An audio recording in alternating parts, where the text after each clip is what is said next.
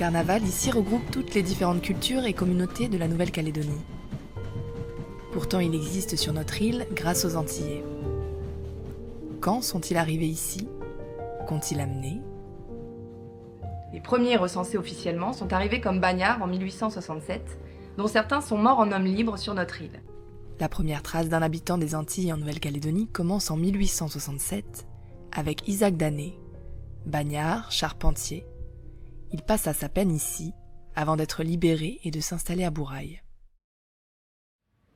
Les années 1950 amènent la première vague de migrants antillais venus comme militaires, puis dans les années 70 comme mineurs. Ils ont participé à la construction du pays en créant les premiers réseaux de bus, scolaires, de ville ou desservant les tribus, ceux qu'on appelait babicars. Cette fois-ci, Histoire d'Histoire part à leur rencontre au travers de portraits narrant leur histoire qui est en partie la nôtre.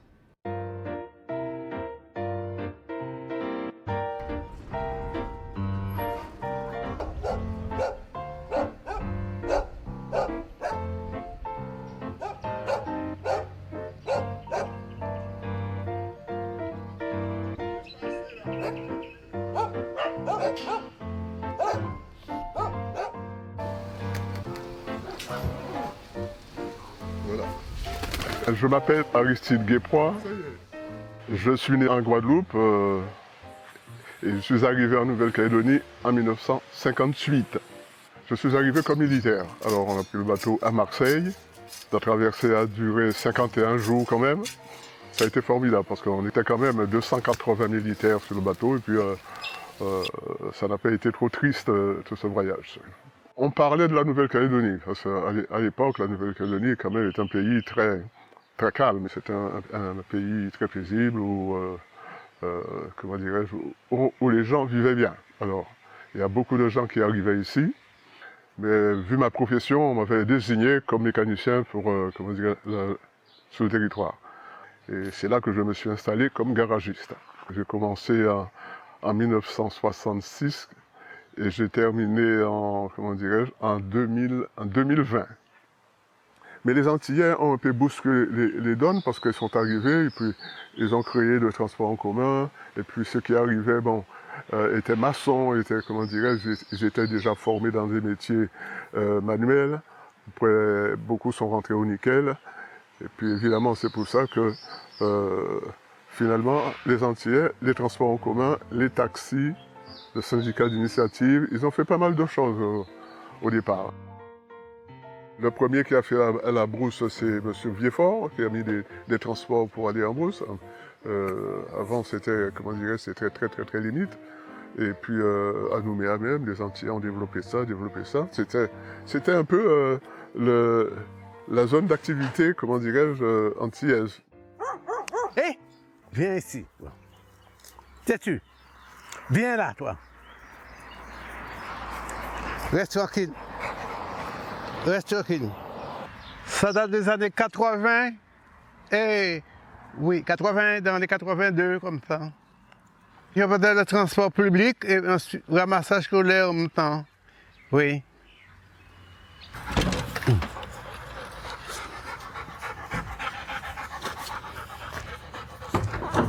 Voilà. Ah, voilà. Il faut rentrer de l'autre côté.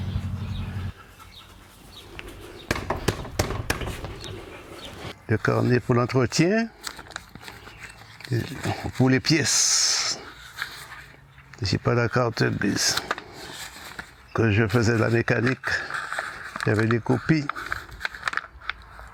La carte bis est partie lorsque j'avais mis l'autre en circulation.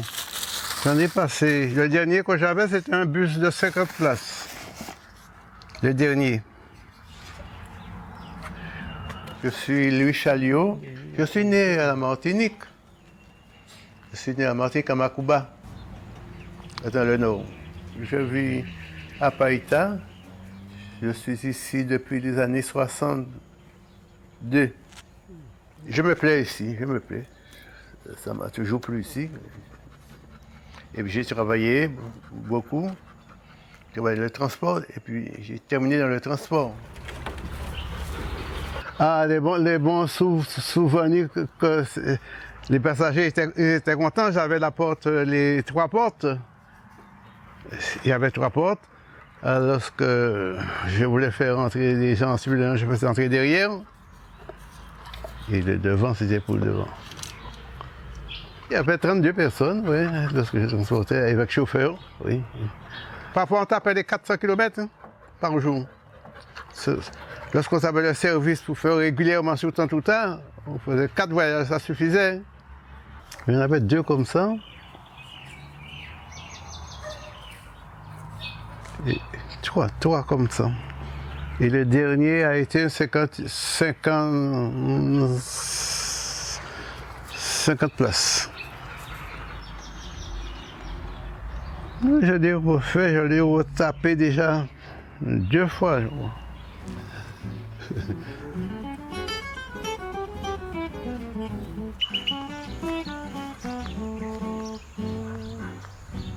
Je m'appelle Romain, mais on m'appelle Loulou. Et je suis entrepreneur de bus, j'ai 3 bus que je fais le ramassage avec. Et en ce moment, bon, je ne travaille plus, bon, je suis à la retraite. Et je loue les bus pour ceux qui veulent. Ça m'est venu sur être chauffeur de bus et puis bon, c'est tout, je suis resté là-dedans.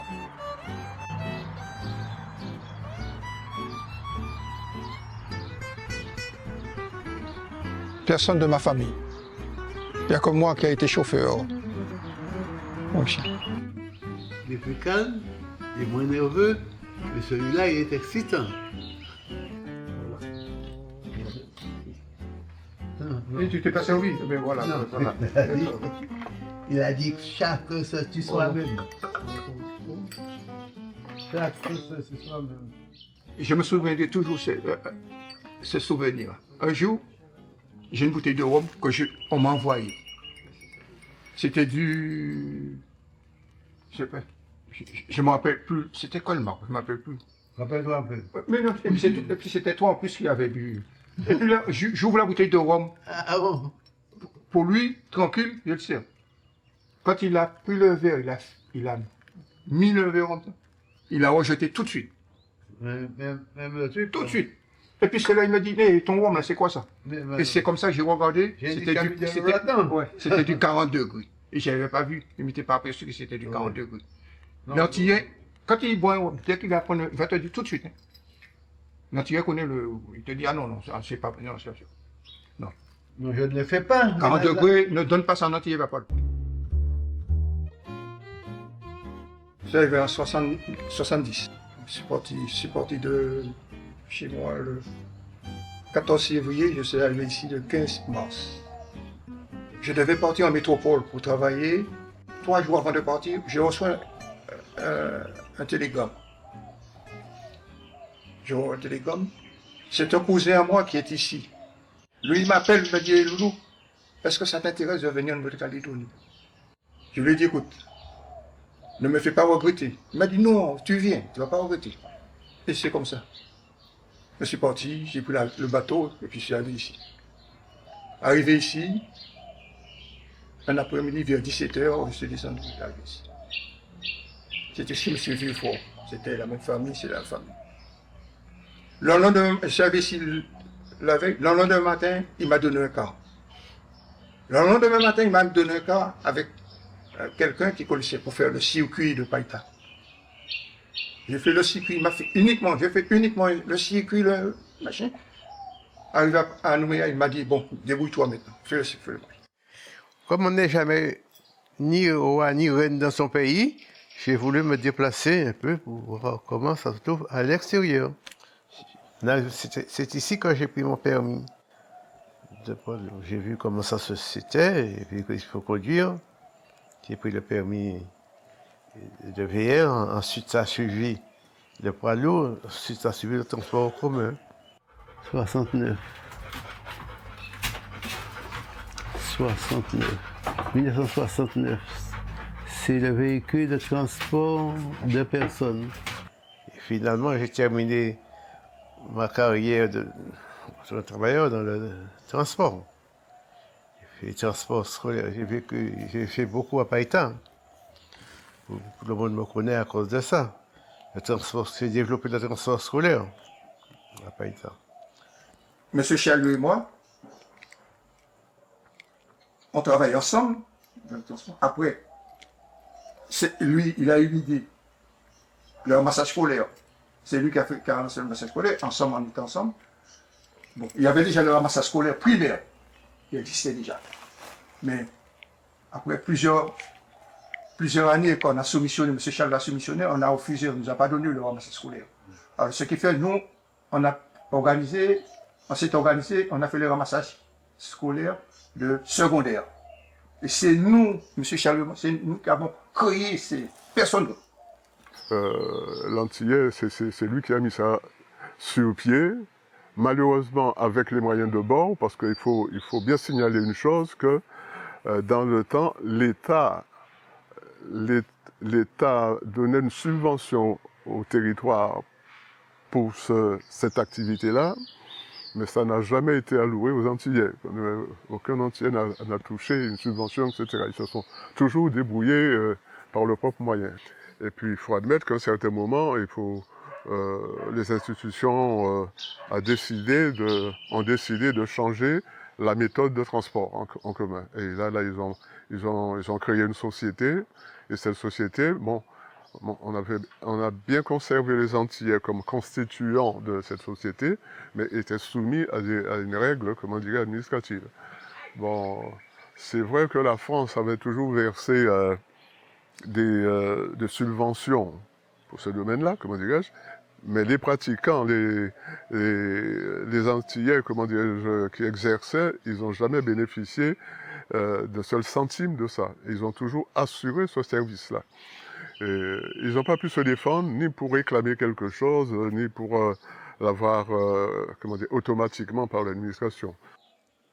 Là, pour avoir une petite augmentation, il fallait se battre, hein? Ouais. Il fallait se battre pour 5 francs, pour 10 francs, il fallait se battre, hein?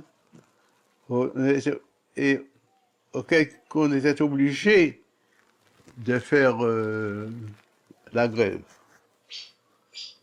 Pour obtenir parfois 5 francs, parfois 10 francs. Et si on n'avait pas l'autorisation, on était obligé de se syndiquer à ce moment pour voir. Parce que vous étiez pénalisé après, faute amende. Hein? On va faire la grève, c'est public, on ne va pas faire la grève. Et puis on a des difficultés pour nous, pour se faire payer. On a des difficultés, on attendait combien? 4-5 mois. Entre-temps, on a des trucs à payer. On a eu du bon, là. C'est possible d'investir. Non, on voulait pas de nous. Et puis après, c'est une autre société qui est venue. On nous a éjectés, puis c'est une autre société qui est venue, qui a pris. On nous a dit, soi-disant que M. Sherlock, non, il y avait, SMT a dit, non, il y a trop de cas sur la ligne. J'ai dit, mais les trop de cas sur la ligne, c'est pas nous. Ce sont les autres qui sont venus, qui ont rajouté des lignes, qui ont pris les lignes. Alors, ce qui fait, il y a trop de cas sur la ligne, soi-disant. Nous, on nous a éjectés, et puis ils ont mis des cas à eux pour travailler, pour prendre Ils ont fait des méchancetés. Que des méchancetés qu'on a eu. Que des méchancetés. J'ai arrêté le transport depuis 1974. Lorsque j'étais pour prendre ma ligne. Non, 2014. 74. Non. 75. C'était lorsqu'ils ont fait l'inscription, ça terminait 74. Oui, c'est 74, c'est bien. Non, 2014, 2015. Ah, oui. 2014.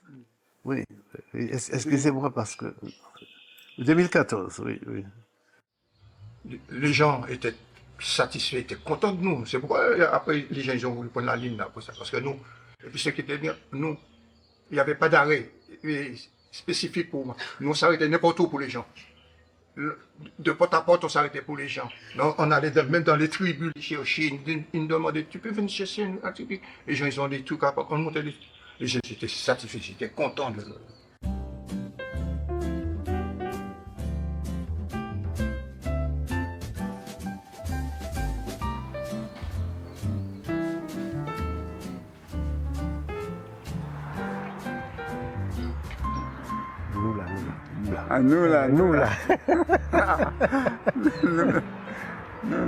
Nous toujours là. Moi, le prénom, c'est Raymond. Raymond, lui. Et mon nom, c'est Bouchot.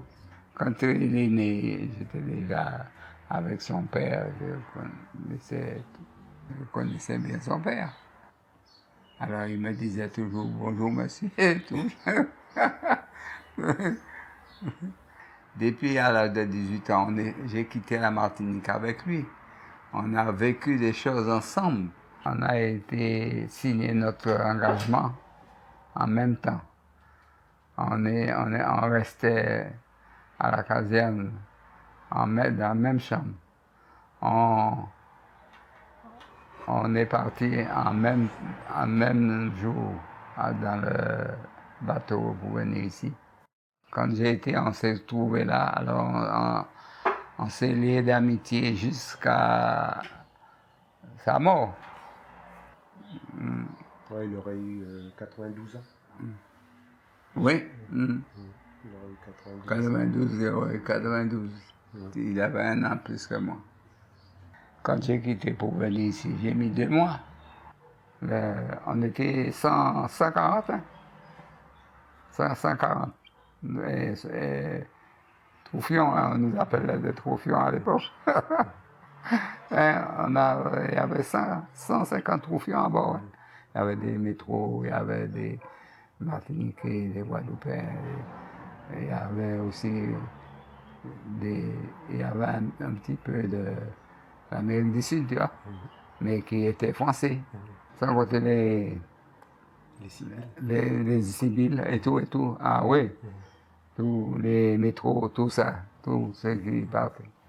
On était au moins 200 et quelques dans le bateau. Et en plus, quand on arrivait à Taïaoué, une île de Tahitiens, on est resté 3 jours là. C'est là que j'ai vu les Tahitiens, ils montaient à cheval. Et il n'y avait pas de sel, hein. Ils montaient à cheval, dos nu. Puis, ils allaient, ils revenaient avec du poulet, une grappe de poulet, parce qu'il y avait des poulets sauvages. Et s'ils prenaient ça, tu vois. On dit, ça y est, on va manger du poulet, mais tu connais ça, ça a passé sous le... C'est tous les passagers, les officiers qui ont mangé le poulet. Qu'est-ce que tu fais? J'entends d'ouvrir mon Gujitsu. Hein? J'entends d'ouvrir mon Gujitsu. Je n'ai pas compris. J'ai en train de ouvrir mon Gujitsu. Ah bon, ok.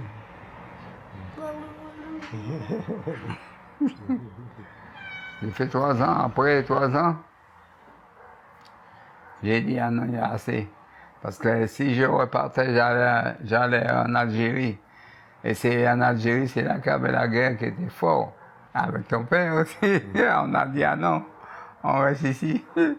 C'était bien, mais en même temps, c'était un peu comme chez nous.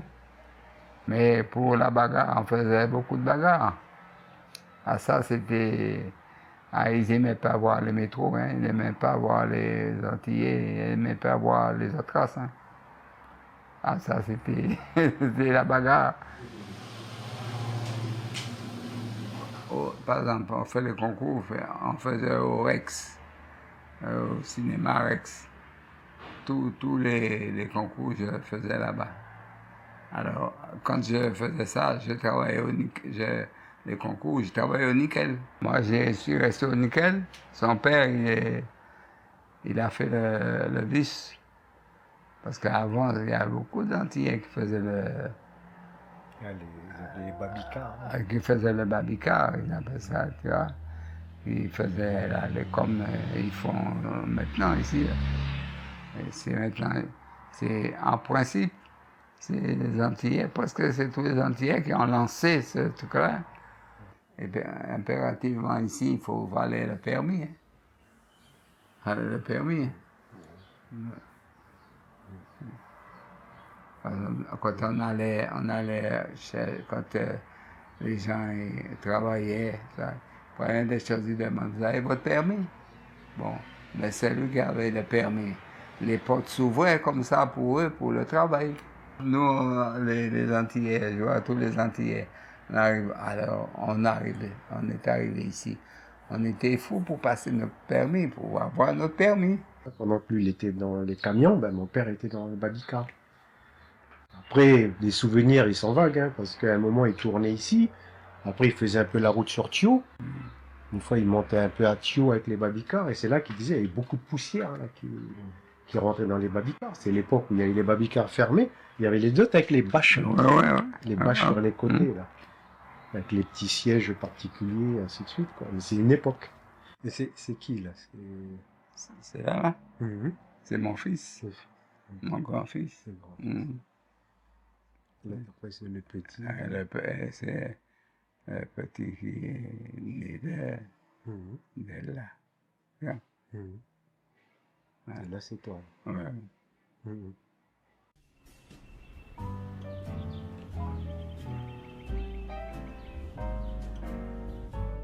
Oui, les années 90. Donc là, c'était au niveau de l'association Carnaval.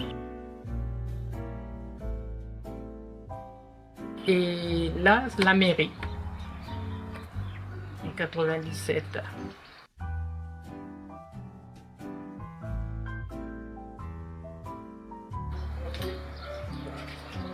Pour le carnaval, j'ai même eu droit à ma grosse tête.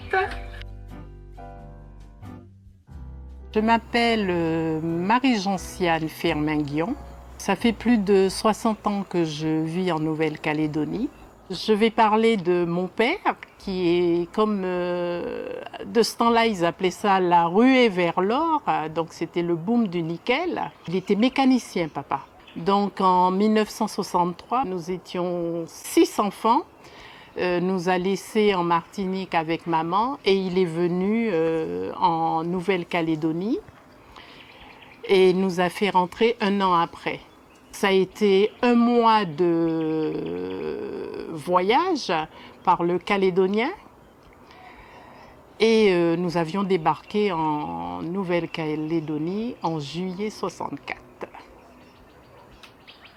Mais comme papa, lui, c'était plus la mécanique et tout, il a préféré partir au niveau des mines Balande. Et le week-end, quand il venait sur Nouméa, il allait au bateau. Voilà. Mais on a eu des débuts très très difficiles. Hein. La vie, elle a été dure pour nous. Hein. Donc moi, j'estime qu'on a droit à notre place ici. Voilà, nous ne sommes pas venus, on n'a pas claqué des doigts et on n'a pas eu tout facilement. Hein.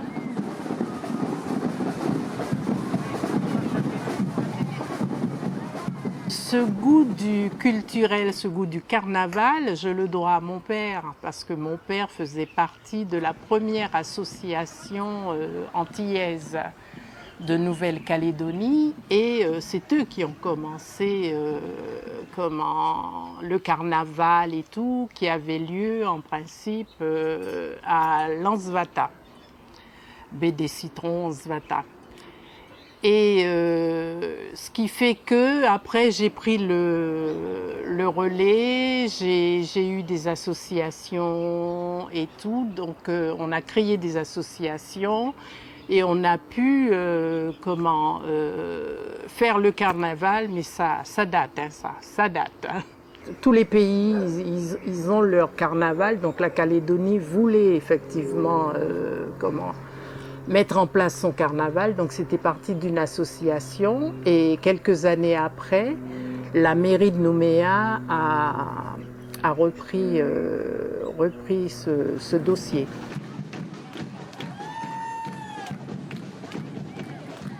Ce sont la bande à Momo et les Antillais, ce sont les 2 groupes les plus anciens, voilà, qui ont commencé le carnaval à la baie des Citrons, Lansvata, voilà, nous y étions déjà. Voilà, ils ont pris ça des Antilles et ils l'ont ramené ici. Les Antillais, c'est une communauté qui aime danser, chanter, qui aime s'amuser. Il y avait des Tahitiens, des Wallisiens, il y avait de tout, puisqu'on avait un groupe de danse où il y avait déjà ces personnes-là. C'est une manifestation qui regroupe toutes les cultures, toutes les ethnies. Mais c'est l'événement qui rassemble le plus de personnes, hein, finalement.